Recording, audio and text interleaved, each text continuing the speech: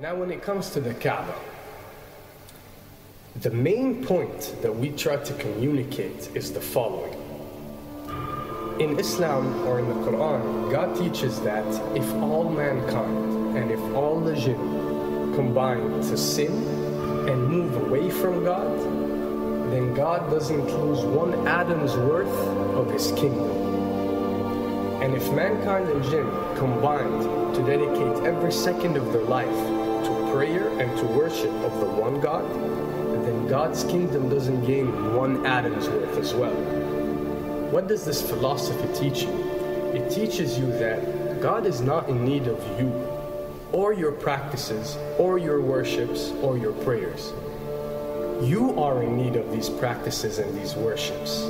You are in need of God and not the other way around. If you can understand that philosophy, then you can appreciate prayers and what they are meant to do, which is basically enlighten you.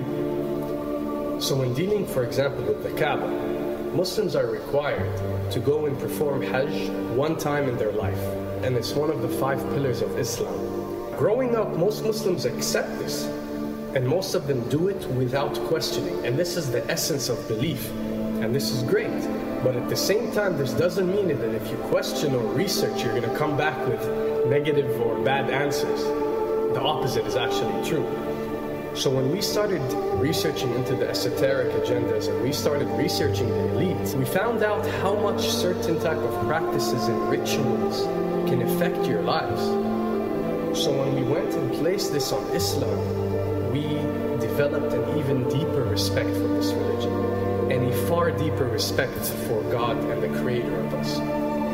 So when you go to the Kaaba and you circle around it 7 times, the essence of this worship is not that you are worshiping a stone, or that you are worshiping a house, or that you are worshiping a Kaaba. The Kaaba is merely the focal point or the centerpiece that all Muslims have to unite and focus their energy and prayers towards in a practice that is actually worshiping God.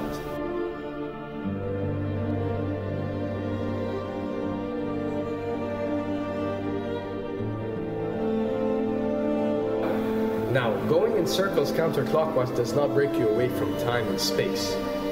But the fact that the energy of the Kaaba is the strongest energy on earth and it flows counterclockwise, by you flowing in correlation with this energy, you are uplifting yourself. You are reaching spiritual levels that you rarely do experience anywhere else on earth. And the fact that you got to do it 7 times, and we are taught that there are 7 skies or 7 samawat or 7 spiritual planes, then one can discover that each circle breaks you through a spiritual plane spiritually, so you can reach the ultimate state of wisdom and spirituality. Does this mean that only Muslims can reach this level? Does this mean that if you're not Muslim, you give up or you reject this information? Not at all. In essence, any one of you, regardless of what your faith is, if you are dedicating your worship and your journey to the one and only Creator and not anything created, then you are on a righteous path.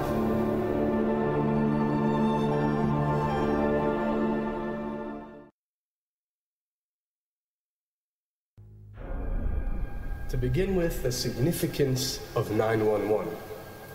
What you have to understand, and what we are trying to explain, is that when dealing with extra dimensions, or when dealing with beings from extra dimensions like jinn, for example, or when dealing with the Illuminati, or the elite, or people that follow a certain type of esoteric agendas, although me and you communicate through words and letters, they have chosen a different type of language.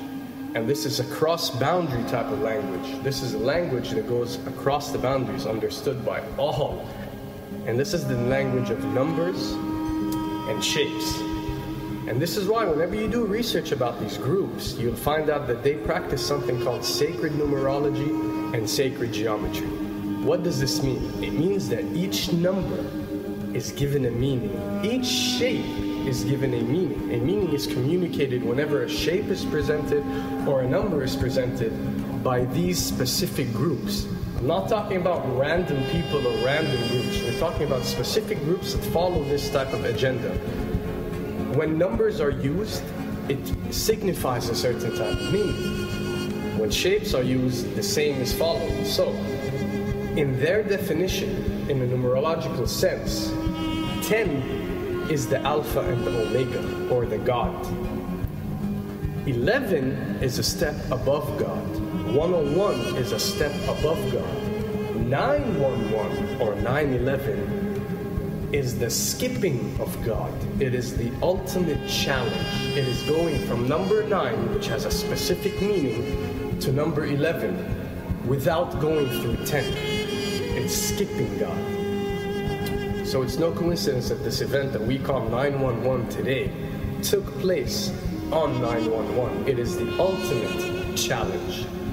So now that we understood what 911 means, what other practice do we do that deals with 911? Calling a number whenever you are in an emergency.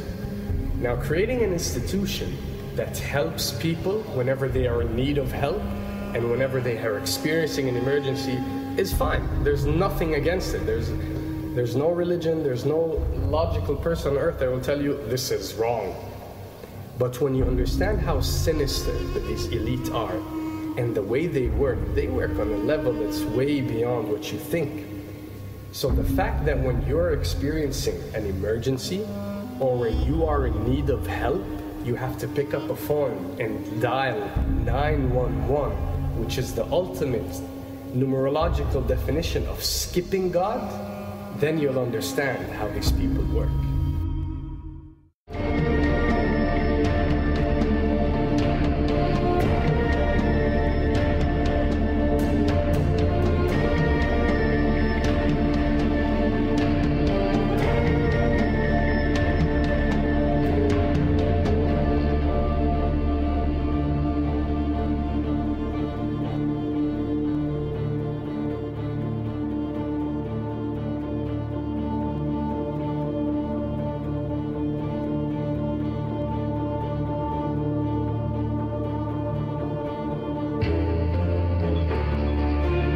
And when dealing with rituals, we recognize that everything adds up.